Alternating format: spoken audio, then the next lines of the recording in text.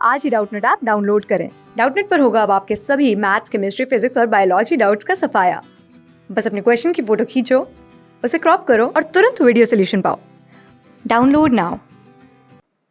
देखिए दोस्त, यहाँ पर क्या सवाल दिया गया है आपको। सवाल है हमारे पास, इस प्रश्न में बोला गया है कि 56 सेंटीमीटर ऊंचाई और 12 सेंटीमीटर व्यास वाले एक बेलन से 0.75 सेंटीमीटर त्रिज्या के कितनी अर्धगोलाकार गेंदें बनाई जा सकती हैं। आसान सवाल है। देखो, जब भी ऐसा सवाल है, पहले आप यहाँ पर ऑप्शन देख सकते हैं। हमारे पास 4 विकल्प मौजूद हैं। अब ऐसे प्रश्न में आपको क्या ध्यान रखना है, जब भी गेंदों की संख्या पूछी जाए, देखो, एक ठोस आकृति को पिघलाकर जब दूसरी ठोस आकृति बनाई जाती है तो दोनों का जो आयतन होता है वो समान होता है। जैसे मान लो मैंने ये कह दिया कि चलो हमसे पूछा गया है कि कितनी गेंदें बनाई जा सकती हैं अर्धगोलाकार, तो मैं अगर ये कहूं कि n गेंदें बनाई जा सकती हैं, तो आप बोले कि n गेंदों का जो आयतन होगा वो इस बेलन के आयतन के बराबर होगा। बात समझ रहे हैं? n गेंदों का जो आयतन होगा वो बेलन के आयतन के बराबर होगा। तो n और अर्धगोलाकार गेंद का आयतन कितना होता है? अर्धगोले का आपको आयतन का सूत्र पता होना चाहिए, 2/3 पाई आर क्यूब ये होता है। और बेलन के आयतन का सूत्र आपको पता होना चाहिए, पाई आर स्क्वायर और एच, ये बेलन का आयतन होता है। अब देख रहे हैं आप, पाई दोनों साइड है तो पाई को हम काट लेते हैं यहीं पर, और बाकी मान को मैं दूसरी तरफ शिफ्ट करने वाला हूं। दूसरी तरफ ले जाऊंगा तो हमें n निकालना है, यानी कि कितनी गेंदें बनेंगी। तो मैंने ये माना है कि n गेंदें बनेंगी। अब यहां से देखो, n का मान अगर मैं लिखूं तो यहां आर स्क्वायर है और h है, और नीचे कितना आ जाएगा इधर से, तो आप बोलेंगे 2 और आर क्यू, और जो 3 है वो ऊपर चला जाएगा।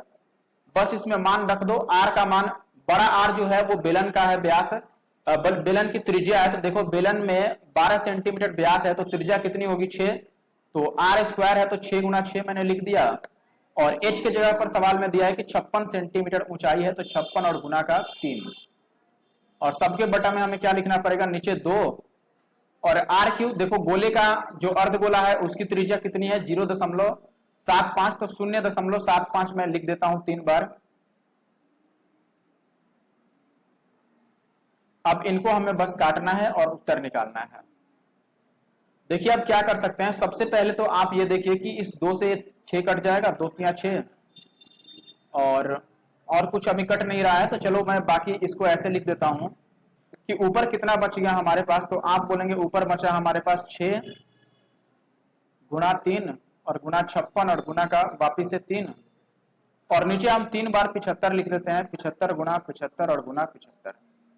अब 3 बार अगर 75 मैं नीचे लिखूंगा तो ऊपर कितना लिखना पड़ेगा बताओ? एक, यहां से एक बार मैं पॉइंट काटूंगा तो ऊपर 1 लगेगा और उसके बदले 2 जीरो, क्योंकि उसके बाद 2 अंक है 7 और 5। तो 1 75 से ऊपर 100 गया है, ऐसे 3 है तो 3 बार 100 100 लिखना पड़ेगा।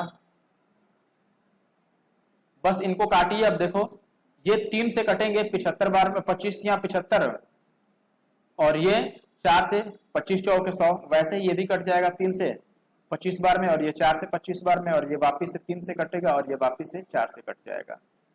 अब जो बचा है वापिस इनको काटते हैं। देखिए अभी क्या बचा है हमारे पास, आप बोलेंगे कि यहां पर 3 बचा है, तो इस 3 से ये 3 कट गया, इस 3 से ये 3 कट गया, और इस 3 से इस 6 को काट देते हैं, 3 गुना 6। कितना बच गया हमारे पास बताओ जरा? आप बोलेंगे ऊपर बच गया हमारे पास, एक तो 56 बचा है, तो 56 में लिख देता हूं। फिर हमारे पास ये 2 है, और 3 बार 4 है, तो 3 बार 4 यानी कि 4 का क्यूब 64 हो गया, और 64 गुना कितना हो गया? 128। तो इसको अब हमें गुना करना है।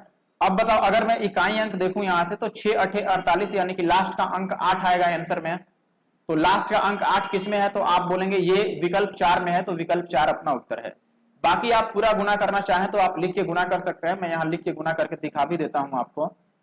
ये 128 है, इसको गुना करना है आपको 56 से, तो 8 छक 48 और 12 छक 72 और 4 76 हो जाएगा, और ये 8 पचे 40 का 0, और ये 12 पचे 60 और 4 64, कितना आ जाएगा? देखो ये 8 और ये 6 और ये 7 4 11 और 6 और 1 7, तो 71 और 68 अपना उत्तर आएगा, जो कि विकल्प डी में है। वरना आप इकाई अंक चेक कर सकते हैं जैसे मैंने किया था।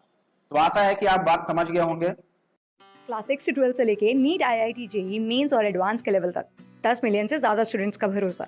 आज ही डाउनलोड करें डाउटनेट ऐप या व्हाट्सएप कीजिए अपने डाउट्स 8400 400 400 पर।